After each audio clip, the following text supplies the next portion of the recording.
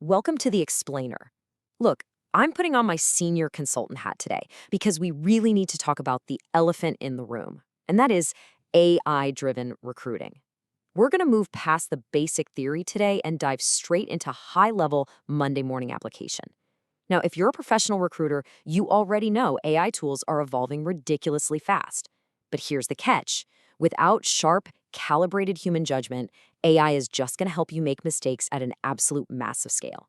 So let's calibrate your skills and look at the real world realities of strategic multi channel communication. Okay, let's just ground ourselves in reality for a second here. AI is just a tool, right?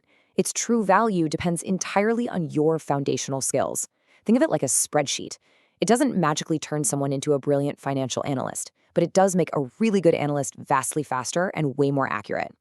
Well, AI works exactly the same way in recruiting. If your underlying strategy is flawed, AI just amplifies the spam. Honestly, it might even hallucinate candidate qualifications if you aren't paying close attention. Your expertise has to be the bedrock. The AI is literally just the amplifier.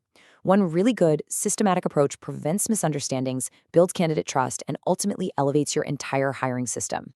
We have a really packed agenda today designed to build up your strategic pyramid. We'll cover the foundations of intentional recruiting, avoiding implementation traps, mastering email and in-mail, navigating SMS and video, essential rules of compliance, and finally, orchestrating your entire channel sequence.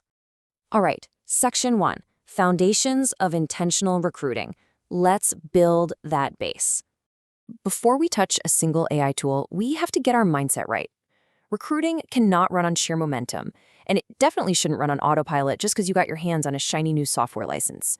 You absolutely must systematically identify the why behind your actions. Are you just, passively letting an algorithm scrape profiles and mass message folks? Or are you intentionally structuring your outreach? Intentionality means making purposeful decisions about your desired outcomes rather than just letting the tech dictate your workflow. And that brings us right into our second pillar, which is consistency. AI relies entirely on consistent data to learn and operate. If your human inputs are all over the place, your AI's outputs are going to be useless junk. You don't need a perfect process. You just need a good one that you apply to everyone so you can actually measure what's working. Consistency doesn't mean you have to be super rigid. It just means you establish standards, apply them across the board to ensure fairness, and if things aren't working, well, then you systematically tweak them. Moving on to Section 2, Avoiding Common Implementation Traps, the Anti-Patterns.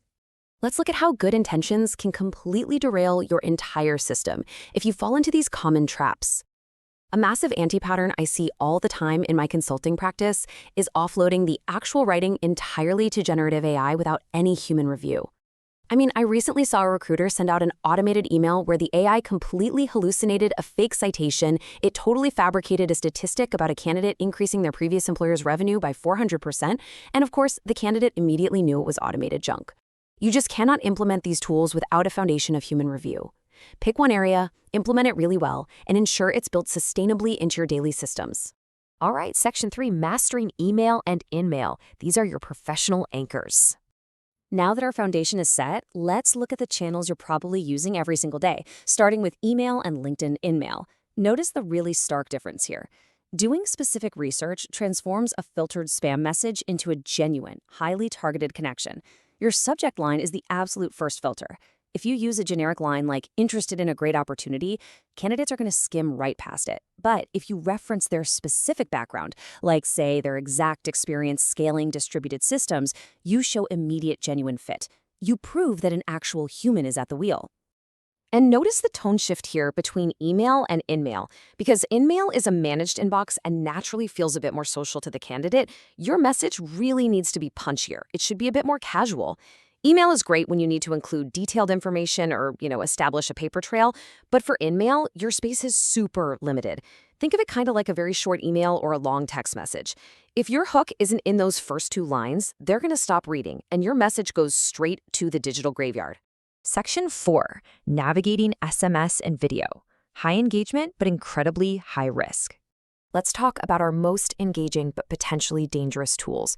SMS and WhatsApp have open rates above 95%. Think about how incredibly fast you read a text compared to an email, right? It's almost instantaneous. But that is exactly why they are the absolute most intrusive channels you can use. Getting an unsolicited text from a recruiter on your personal cell phone, it feels deeply invasive and it can seriously harm your brand.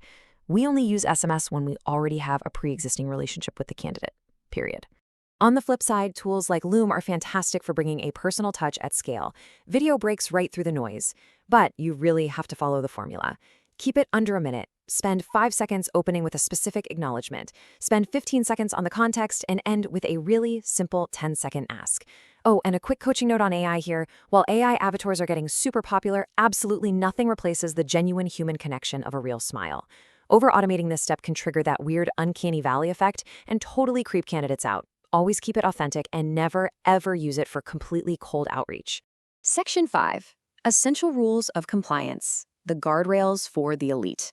Okay, before you press send on any of this, we have to talk about compliance. You might actually want to take a screenshot of this matrix.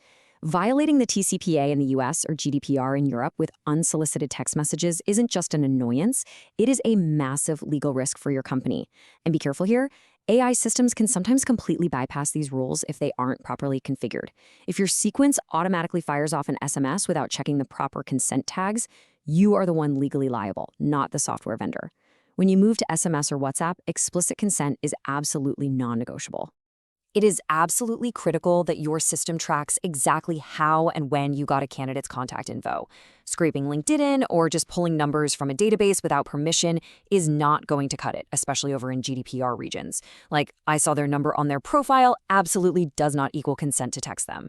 Tagging your consent sources right inside your ATS or recruiting system is a total pro-level move that protects everybody involved. All right, Section 6, orchestrating your channel sequence. Let's tie the whole thing together. Multi-channel recruiting isn't about contacting people in every single possible way. It's about respecting where they're most likely to engage with you. Start with the least intrusive platform, like InMail, and then move direct to email over a few weeks. As you build this cold sequence, I want you to use a quick mental checklist to balance your AI capability versus task risk. Number 1, is the task data heavy? Okay, let AI find the contact info. Number 2, is the task relationship heavy? A human absolutely must review the message. Number 3, is the legal risk high? A human must verify consent.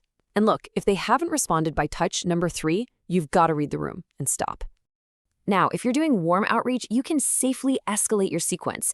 You lead with an email providing context. Wait a week. Then, and only if you have documented consent, you can send a quick, friendly SMS. This is exactly where human judgment supersedes AI automation, folks. You can absolutely use your AI tools to schedule the follow-up reminders, but that personalized video message you send detailing the opportunity, that literally has to be you. And please, do yourselves a favor and avoid these aggressive tactics at all costs.